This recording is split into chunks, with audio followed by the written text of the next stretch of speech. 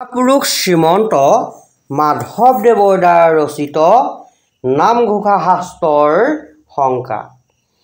বৈৰাগ্যত পৰে ভাগ্য নাহি প্ৰবোধত পৰে সুখ আৰু নাহি পুৰুষৰ হৰি বিনে পৰিত্ৰাণ কৰ্তায় নাহি জানা ৰিপু নাহি সংসাৰত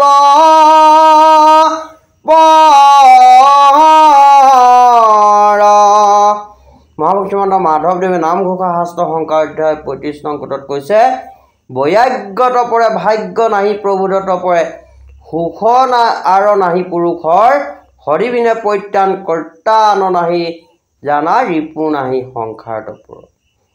বিভীষণ, হনুমন্ত, জাম্বন্ত, উদ্ধৱ, বিদুৰ, মৈত্ৰেয়, ভক্ত প্ৰহ্লাদ, ধ্ৰুৱ, নাৰদ, সনক, সুনন্দ, সনাতন, সনৎকুমাৰকে ধৰি সকলো সন্ত মহন্তসকলে ভগৱন্তৰ শ্ৰীচৰণত বৈৰাগ্যভাৱে ভক্তি কৰিছিলে। সকলো ভগৱন্তক অৰ্পণ কৰিছিলে, নিজৰ দেহাটোকো ঈশ্বৰৰ চৰণত অৰ্পণ কৰিছিলে।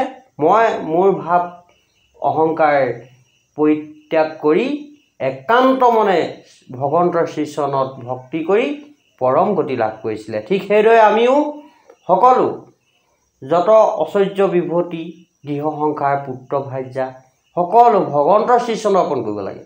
ভগৱন্তই সকলো দিছে আৰু ভগৱন্তৰ চৰণত অৰ্পণ কৰি একান্ত হৈ ভকতি কৰাকে বৈৰাগ্য বুলি কৈছে। সেয়ে কৈছে বৈৰাগ্যত পৰে ভাগ্য, যিজন বৈৰাগ্য তেওঁ ভাগ্য